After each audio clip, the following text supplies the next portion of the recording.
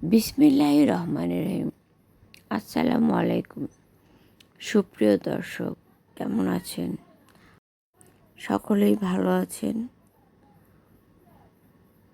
আমিও আলহামদুলিল্লাহ ভালোই। চলছে শাওয়াল মাস, আর এ মাসে কিন্তু 6টি রোজা রাখা অতি উত্তম। আর যারা মেয়ে মানুষ তারা হয়তো ফরজ রোজার চলাকালীন যে গ্যাপ বা ডিউ ছিল তা এ মাসে করাটা মানে বেস্ট একটা অপশন বা একটা অপরচুনিটিও বলা যায়, কারণ এখন একটা ইমেজ বা ধারাবাহিকতা আছে যে রোজাটা রেখে এসেছি। হ্যাঁ, মানে আমরা মেন্টাল একটা প্রিপেয়ার থাকি, কিন্তু দেখা যাবে যে কিছুদিন পর আর এই মানে মানসিক যে একটা প্রিপারেশন এটা থাকে না। হ্যাঁ, এটাও ঠিক যে শরীরের ওপর অনেক বড় একটা ধকল যায়, আর হুট করে আবার কর্মব্যস্ত জীবন, মানে যারা ওই লাইফের সাথে অ্যাডজাস্ট করে তারা ভালো বলতে পারে। তো যা হোক, যারা রোজা রাখে তারা সেসব রোজাদারদের অনেকেই আবার রাতে শাক খেতে ভালোবাসে, এবং রাতে নট অনলি শাক, সাথে যদি আপনার একটু সবজি আর একটু পুর লেভেলের প্রোটিন হয় সেটা কেমন হয়? এক ঢিলে দুই পাখি নয়, এক ঢিলে অনেক পাখি মারা যায়। আর সেই এক ঢিলে অনেক পাখি মারার মতোই একটা সহজ রেসিপি আজকে আপনাদেরকে দেখাবো। এটা হচ্ছে একটা সারপ্রাইজ শাওয়াল মাসের জন্য। So let's start our delicious journey the rain cooking cottage. হ্যাঁ, শাক রান্না যদি একটু ঝাল ঝাল কাঁচা লঙ্কা না হয় কেমন হয় বলুন তো? হ্যাঁ, অবশ্যই। আর এই গাছটির সাথে আমার মায়ের স্মৃতি জড়িয়ে আছে, তাই প্রতিদিন আপনাদের সাথে কথাগুলো বলি। আর আমার চ্যানেলে শাকের বেশ কয়েকটি ভিডিও দেওয়া আছে। আপনারা যারা আজকে ভিডিওটা দেখবেন, আই হোপ আমার ওই ভিডিওগুলো অবশ্যই একবার হলেও মানে চেক করবেন।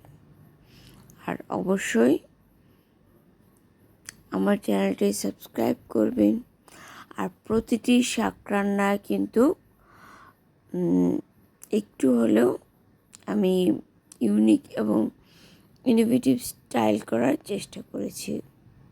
সো একটা লাইক দিতেই পারেন নির্দ্বিধায়, অবলীলায়। আর এই শাকগুলো কিন্তু অনেক পুষ্টিকরভাবে রান্না করা হয়েছে। আর দেখুন যে শাক পাতা কিন্তু খুব সুন্দর করে বেছে নেবেন রান্নার জন্য। বাজার থেকে এনে বা আপনি যার কাছ থেকে নিয়ে আসবেন বা আপনার নিজের কাছের হোক, অনেকে মাচায় শাক তুলে নিয়ে আসে, আবার কোমর ব্যথা পেয়ে যায়। যা হোক, আমি শাক কেটে ধুয়ে বেছে রেখেছি এবং কড়াইয়ে অনেকটা পরিমাণ তেল দিয়েছি এবং পেঁয়াজ কুচিও বাড়িয়ে দিয়েছি, কারণ শাক তো। আর এই দেখুন, এখানে রয়েছে কাঁচা লঙ্কা, আদা, পেঁয়াজ আর একটু পোস্ত বাটা। আর যেহেতু এটা শাক, অবশ্যই রসুনটা একটু বাড়িয়ে দেওয়ার চেষ্টা করবেন। আর যথারীতি যা রেগুলার মশলার মাঝে আমি হলুদ গুঁড়ো এবং ধনিয়া গুঁড়ো দিয়েছি, এবং যেহেতু শাক তাই আমি লঙ্কা গুঁড়ো দিইনি, আপনারা চাইলে দিতেই পারেন। আর এই যে আমার সেই সবজি বাহিনী, ক্যাপসিকাম, আলু, ডাঁটা, বেগুন, টমেটোও আছে।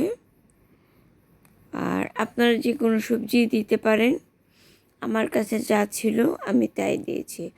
এখন তা আমি দিয়ে দিয়েছি শুধু টমেটো ছাড়া। আমি টমেটোটা আসলে একটু পরে দিই, কারণ আগে দিলে টমেটোটা মানে একদম গলে যায়। আর এই সবজিগুলো আমি অনেকটা ধৈর্য ধরে লো ডিমে ভেজে নিয়েছি এবং এই ফাঁকে আদা রসুন বাটাও দিয়েছি এবং ওই যে বললাম অল্প পরিমাণে প্রোটিন, অল্প একটু মসুরের ডাল নিয়েছি। এখন দেখুন ধুয়ে কেটে নেওয়া বাছাই বাছাই করা লাউ শাকগুলো এবার দিয়ে দেব, দিয়ে অল্প একটু পানি দেব। আমি অবশ্য একটু পানি বেশি দিয়ে ফেলেছিলাম, কারণ সবজি সিদ্ধ হতে একটু সময় লাগে।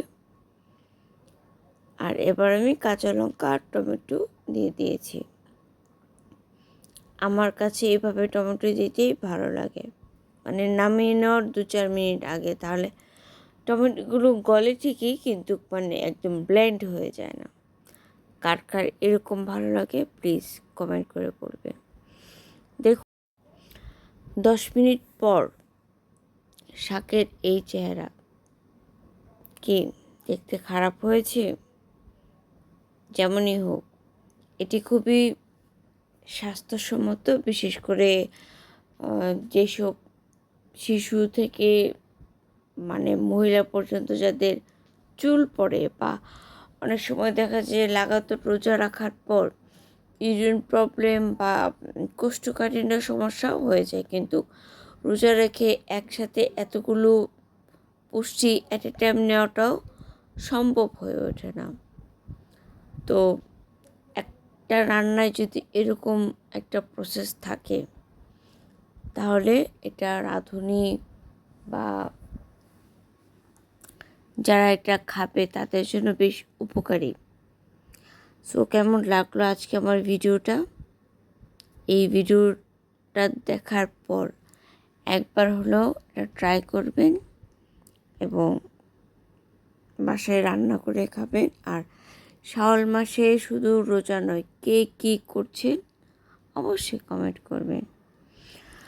আর দেখি সামনে আরও নতুন কোনো ভিডিও, নতুন থিম নিয়ে দেওয়ার চেষ্টা করব। আপনারা আমার পাশে থাকবেন। Enjoy yourself, be happy and stay with piece. সকলের প্রতি আমরা কেয়ারফুল হব, আমরা সকলের প্রতি সহনশীল হব। কেমন?